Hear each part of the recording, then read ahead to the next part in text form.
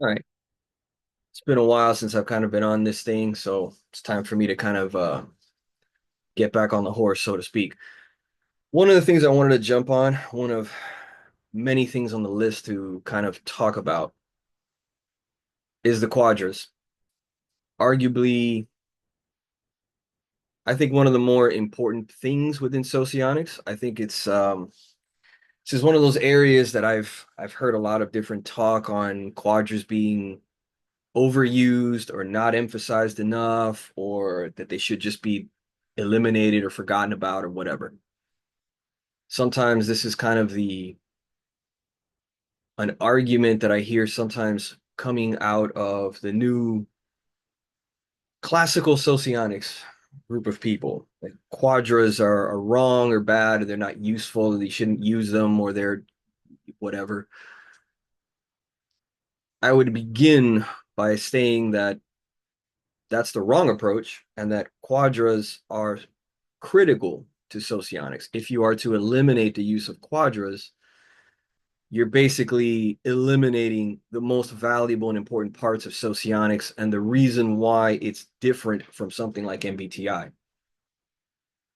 If you're going to get rid of quadras, you're going to end up also destroying intertype relations. And then at that point, you're pretty much right back to MBTI. You've lost all the most important ingredients that socionics has to offer. When you go look at MBTI based channels, you will notice that a lot of them typically tend to steal, for lack of a better word, I'm going to say steal certain concepts from socionics because it helps a lot in MBTI discussions. One of those things that they often steal is quadras, intertype relations, and polar functions. Don't believe me? Go test it. Go jump on other channels that are MBTI heavy, and you will hear them making videos or comments using polar function, talking about the quadras, talking about values being shared, and talking about the intertype relations that socionics creates. But in order to get all that, especially to get the intertype relations, you got to understand where the quadras are coming from. So you can't dismiss it. But I understand that for some people, they may feel that quadras gets used inappropriately. Maybe people are trying to type and they're listening to someone and they're saying, oh, this person sounds dramatic, or this person sounds emotional, or what, oh, they're a beta. This person sounds like this, oh, they're a delta. This person sounds like that, and so on. And then they come to the wrong type because of that. So then somebody gets upset because they're like, well, they supposedly thought I was part of this quadra, and then that just led to them mistyping me. Okay, that's not a problem with the quadras. That's not a problem with the socionics system. The problem there is that the individual who was typing you fucked up. That's it. That's it. That's all that happened. There was a mistake that was made, which can happen to anybody, right? So it's not the system's fault. Now let's understand something about quadras. One of the things that really throws people off a lot is that they kind of jump into the abstract overall explanation of the quadra, and they're reading into it and they're looking at it, and a lot of times they can take it very literally, and now this leads to a misunderstanding. In my opinion, the first thing you should be looking at, first and foremost, what is the real core of quadra? What is a quadra really about? First, it is about the shared elements, and that's where I draw your attention now to this page. Here on sociotype.com, I think this is one of the most simple, straight to the point, user-friendly pages out there compared to others that just have a lot of information, but maybe it's too distracting or overwhelming or just too much stuff. It's a matter of opinion. To me, I'd say this is more than enough to get you to understand it. Quadra is composed of valued elements, four valued elements that is shared by four types. This is what binds them together and brings them into that quadra. That's it. So here, You see these four elements that are being referenced that create these quadras. If you're an alpha, you are valuing Ti, Ne, Fe, and Si, right? Those are the four elements that are popping up that each of the members of that quadra care about. They're displaying an interest in those things. And so on and so forth for beta, for gamma, and deltas, right? That's it. What makes this quadra? Fundamentally, at the end of the day, it is a shared sense of valued elements. Bottom line, that's what that is. It all starts from there. After that, we can start to abstract what this quadra is all about based on the sharing of those elements. And then we keep building from there. So make sure that you understand that first. If you're typing yourself, if you're typing somebody else, you're in the discussion, whatever, the first thing you're really talking about is these elements are what we all have an interest in. This is what binds us together, right? You shouldn't be looking for a particular behavior pattern or some kind of anecdotal, you like this book, therefore we must be the same. No, right? You simply share these value elements. Okay, most important bit. As I was saying, once you're here, now we can build. Remember that with the quadras, these are elements that you value. It's not your strengths. Quadras is not talking about what you're good at, what you're strong in, or what you're weak in. It's not meant to determine that. It's just meant to determine what you value, what you're interested in and care about. Now, understand I've said the word value a whole bunch of times. This is one of the critical dichotomies that, in my opinion, is a non-negotiable when you're typing, when you're building your explanation for a type. This is one of those to me that I don't care what school of socionics you abide by, what variation. Valued versus unvalued dichotomy is a non-negotiable. If you don't address that, you're not doing socionics at all. You might as well be doing MBTI or God only knows what. Valued versus unvalued. This is critical and a huge distinction of socionics versus MBTI stuff. So, what does it mean that you value something?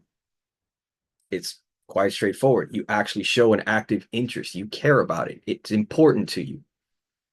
And you demonstrate that through either your actions or what you're saying, what you're talking about, right? Are you talking about things that are TI related? Are you talking about things that are FE related? Are you talking and interested in an NE sort of stuff? SI sort of things, right? Are you demonstrating a positive interest in those areas? If the answer is yes, then you're demonstrating you value those things. It's important. Here they are. Unvalued, these are things that you don't care about. Even if you do it well, but you don't care about them, they're not important to you, or you may be openly hostile to it. You're like, I don't care. Why does anybody care? Who gives a shit? It doesn't mean anything, blah, right? And that could be the polar function that you're talking about, right? You're demonstrating a negative attitude towards things having to do with that element, unvalued. So a good typologist, or if you're typing yourself, whatever, you're trying to differentiate those things. You're looking at the elements, you're going, which are the ones that are valued? Which are the ones that are unvalued? What are the things that you're actively, positively pursuing and interested in? What are the ones that you don't? And there should be a reoccurring pattern. I should see if you supposedly like TI, that you're always interested in TI stuff. You keep kind of going to it, you're demonstrating interest in that over and over and over again. Okay, well, now we can be sure, reasonably sure, that you value TI stuff and FE, etc. Right? So now that's when we distinguish valued elements versus the unvalued elements. Once you get a nice solid grouping of those valued elements, you realize, okay, here's 3 or 4 of those elements you care about. Which quadra is that in? Boom, we've figured out the quadra. Very important right there, right? So non-negotiable, valued versus unvalued. It's probably shit, step 1 if you're typing yourself, typing anybody else. Or if you want to get all weird and abstract and meta and you want to type a culture and you're like, the Japanese are more like this quadra because these are the elements that they value. Fine. You're still searching for what is valued versus what is unvalued. And you're building that case. So now that you've got that valued and unvalued and you've determined which quadra you're in, there you go. Now you start looking at the quadras themselves. Here, the basic overviews, but then you can click on specific quadras and read what they have to say. I'm going to go for gamma. I think I'm gamma quadra. Okay, here's gamma. For those that want to deal with the Renin dichotomies, which I'm not really a big fan, I think a lot of them are tricky, they're complicated, some are unnecessary, some are not written well, and some are designed for typing the person, and some Renin dichotomies are designed for intertype relations. It's not about how you use it to type someone, it's really understanding this is how this type or these groups would interact with these other groups over here, right? And knowing that difference, and that's a complicated mess for another time. But here, if you're reading this and you're going through it, again, it's demonstrating the four types that belong to that quadra and the elements that they all share, they have in common. First step, this is what binds them together. This is what allows them to be talking about and demonstrating interest in the same things that are more likely going to make their communication between each other better, relate to each other better, and even look like each other. It's another key piece, looking like each other. It's possible for you to find people and you're struggling maybe to type them a little bit because they look like one or two possible people within that quadra. So you might say, I think this person is gamma. I think this person, it could be SEE, it could be an LIE, it's somewhere I could see the values and I can see the quadrant. There's somewhere floating in here. Now I got to figure it out, right? And you might ask yourself, well, why would an SEE be confused with an LIE, or why would an SEE be confused with an ESI or something like this? Because they share the same values. They're going after the similar kinds of things and doing it in a similar kind of way, right? So that's where you can look at them and get a little confused, like, it could be this, could be that. I need more information to figure out now what the true strengths and weaknesses are to figure out what part of the quadra they're in. Again, different discussion when figuring out strengths and weaknesses. So for here, nice little breakdown on TI blocked with NE, helping you to figure out the gamma NTs. But again, even the SFs are interested in this, the gamma SFs, FE or FI and SE. And down it goes in the subdued elements. There's a lot of little details here that personally I kind of enjoy. I kind of look at them and I'm like, sounds about right. Some of the different discussions talking about present trends and leading in terms of potential profitable events and undertakings. Let me take a moment to discuss that word profitable. There's a tendency to take the word profit in this literal kind of sense where people think, oh, it said profit, so it means money. Gammas are interested in making money. All they want to do is make money, money, money, money, money. And it's an individualistic cry. So they're this selfish group of people who just want to just become bankers and financiers or account or whatever and just make a crap load of money. And it's like, no, you're taking a far too literal interpretation of profit. Okay, profit can be anything that is good for you in your interest, something that you think is good for you overall. It doesn't have to be money. You could say, hey, I had a profitable interaction with this person. What did he mean by that? Did you get money from it directly? No, we just had a very good interaction and so on. I learned a lot of interesting stuff talking with that person. So I viewed the overall experience as profitable to me. I had a good time with this particular person, I had a good time with this girl and so on. It was profitable to me. It enriched me in somehow. It made me better in some way. I had a good time, whatever, right? It was in my best interest to do that. So don't be so literal about it. That's definitely one of the big bugaboos that people make a lot, taking the word profit and thinking that it means money. And that's a mistake. It does not just mean money.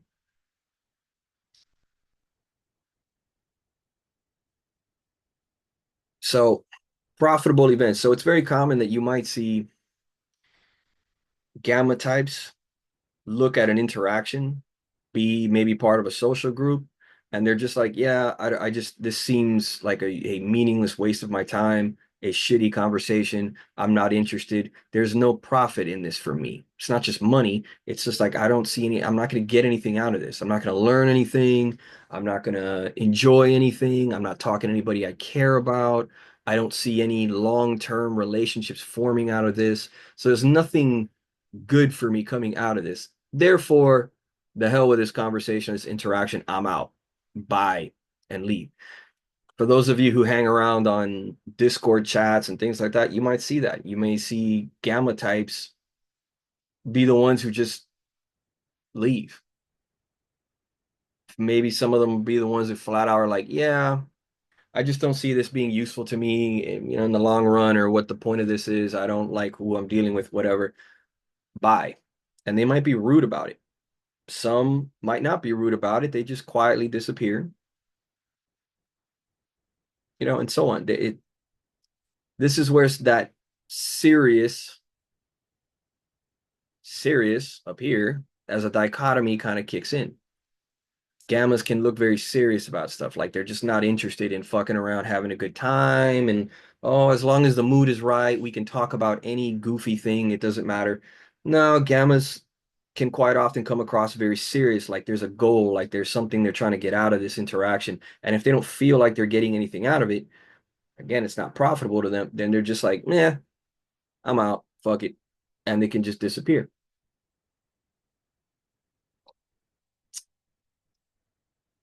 Gamma types being more interested in ideas and concepts connected to factual information. Yep, very true. Now I realize, of course, I'm getting a little too gamma focused. Really, I kind of want this to be a bit more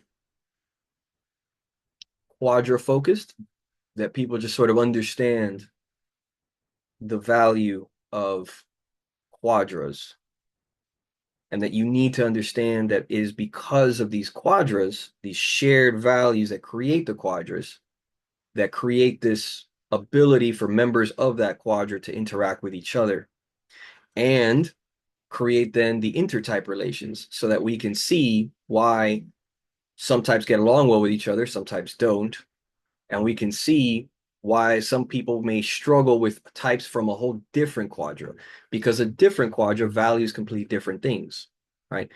A moment ago, I was just describing that gammas can be very interested in like, what is this useful? Is this going to be a long-term relationships that are being formed? Do I like the people? Do I personally like the people who are involved in this? Do I like the information, what's being talked about? Because I think it's actually useful to me. I'm learning something, I'm going to get something out of it or not.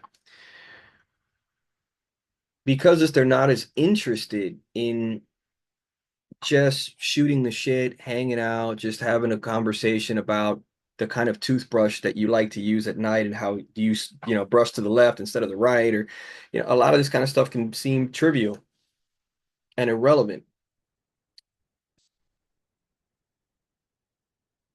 I like this down here. The FE blocked with SI gamma types have difficulty relating to emotional atmospheres connected to special dates such as public holidays and stuff. I can relate to that.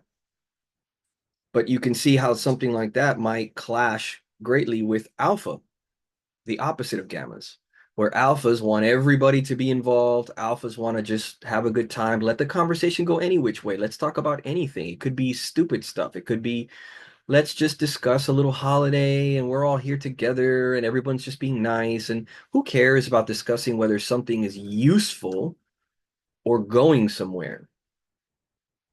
But wait a minute, gammas want to talk about those things, but alphas don't. So now we start to understand why gammas may clash with alphas, may have a hard time there.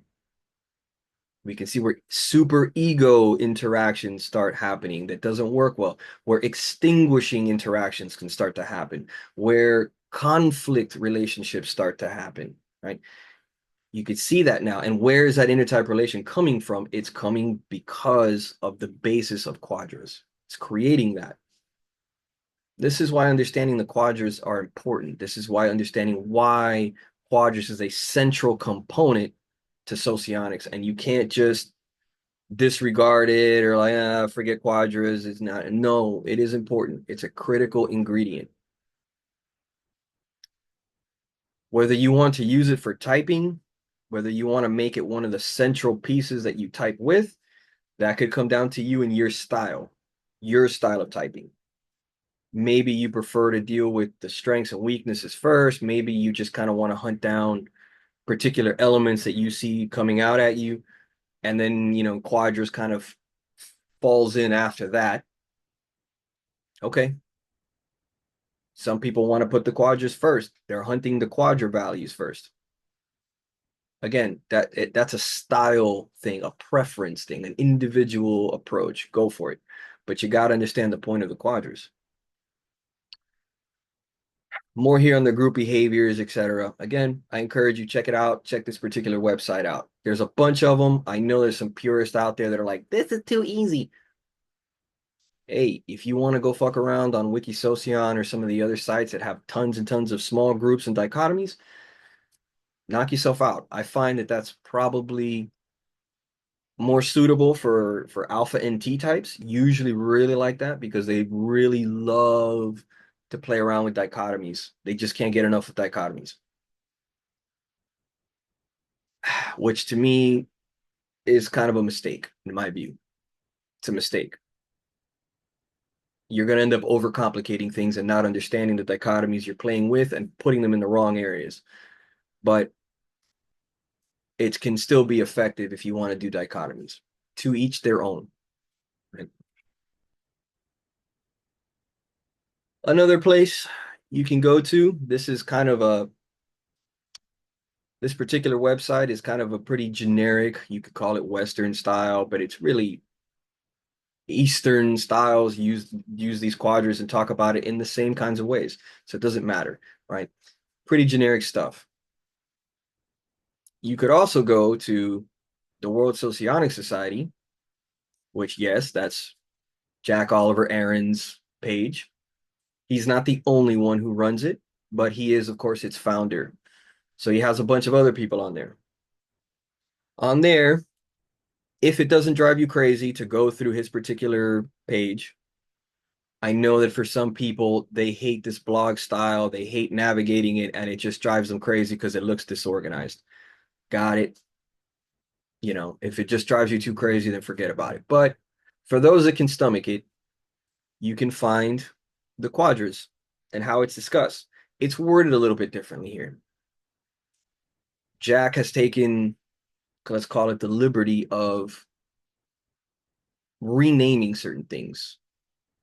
He didn't change it. He didn't change what it's supposed to signify, what it's about.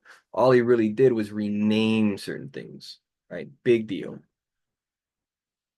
No different than somebody calling you by your first name and then someone comes and they call you by their last name. They're still referring to you. They're talking about you. Don't let it trip you up. So up here, when discussing the different quadras, world accepting versus world rejecting, clarity seeking versus integrity seeking. Okay. It's really just referring to which particular, a specific breakdown, different dichotomies, different little axes to determine this is what you value, this is what you value. Therefore, you're going to end up in this particular quadra. This might be helpful for some people. So world accepting, senses and ideas, for those that don't know, it's just senses, it's just SI, and ideas is NE. Different breakdown. Force and time. Force for SE, time for NI. Right? There you go. Clarity seeking and integrity seeking. Laws and emotion. Laws, it's just going to be TI. Emotions, FE. Pragmatism is TE and relations is FI. These are common terms. You find them in socionics. Okay. This whole pragmatism is TE, laws is TI. It's just another way of saying the same thing that is commonly used. If you find one of these, you go, yeah, this force and time one relates to me, or no, sense, okay, already that puts you in only two possible quadras. And then you go to another one, oh, I think I'm more integrity seeking or clarity seeking. That fills you in. It puts it in the final quadra that you're in, right? And then you can read the particular quadras. Once again, basically saying the same thing that is often said about the quadras, with Jack's own rewriting of a couple of things, like just his wording it slightly differently, but in its essence is the same. It's nothing's different. So maybe you read this and you go, oh, okay, yeah, now I know which one I'm in. Okay. Understanding the quadra values, once again, is the foundation for getting you through understanding intertype relations and how all that's going to play out, which I would argue is the end goal for your typology kind of journey, or at least within socionics, anyhow. Finding out your type is only the first step of the process, but it's not the end of it. So you find your type. Okay, here's my type. What about this? Here's a description of my type. Here's what I'm all about. Got it. I agree. Yep, that's me. Now what? Then after that, here's part of the quadra that you're in. Here are the types you relate to and understand that you can be similar to. Here are the other quadras that are out there and what they're like, what they value and they care about. Oh, now you can start to realize, damn, this is why I struggle with certain people or certain other things. This is why maybe I'm more drawn to certain career paths, certain areas of interest. This is why I run into the same kinds of types in certain areas versus other areas. Got it. And then you get more specific if you want, oh, this is why this particular type I get along with, or I don't, or I struggle, or whatever. Got it. And it keeps building from there. Then we could even get into, oh, the kind of society you're in. It's very much more of a beta society or a gamma society, or this is very much more of this. Maybe there's a problem that you are in a particular atmosphere that is not, doesn't work well for your particular type. Maybe you're kind of a delta-ish person who is working in an environment or a job that's very beta-ish. A lot of beta types running around doing beta stuff, and then you're like, oh, I can't, I don't understand why this place is always so, dramatic or chaotic. I don't like it. Now you understand why. And then from there, you can begin to try to figure out what you want to do about these kinds of things. These relationships that you have with certain people, work environments that you're in, particular culture, community that you're in. What do you want to do about it? Do you want to try to figure out how to better interact with those people, continue to maybe speak to them on their terms and what they value? So you want to adjust yourself a little bit to fit in? Do you want to just leave? Can you even leave? Is it a relationship and you want to make it better? You want to figure out, all right, let me try to have understanding of what you care about. Right? This is where all the quadra stuff really comes into play and the inner types and so on. So really a long kind of conversation I wanted to get into with this. Um, it's one of those things that just that one I feel pops up a lot in discussions that I see, discussions with various other people. Um, one of those areas that for some people they don't like quadras, they just want to ignore it or destroy it altogether. Um, and it's one of the areas that I would say is very central to socionics. It is critical to the overall um, it's critical to the overall system. It's probably one of the things that you can notice a lot with people very quickly. Now understand a few things. When I say also that you're going to notice it quickly, there are certain situations where it pops out better. If you're doing a typing session or you're doing some kind of a thing where you're having plenty of time to talk to someone, plenty of time to engage with whatever, You can really get into what they value. You can get into those more personal questions. You can get into lengthy discussions on things. That's where you can really start to see the quadra values come out more. That's what you really want to get into. If not, if you're just in a short conversation, social, very, just talking to somebody a little bit at work, whatever, you might not get enough to really see the quadra values, right? So you have to understand the context. I would say that when you're really discussing in a more deep way, what do you care about with this person? Let them really talk, let them really elaborate, let them go on.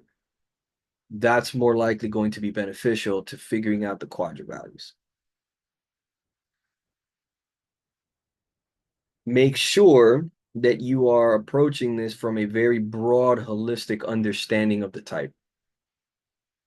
Okay, it's not about little trivial things. What kind of coffee do you have? When do you have the coffee?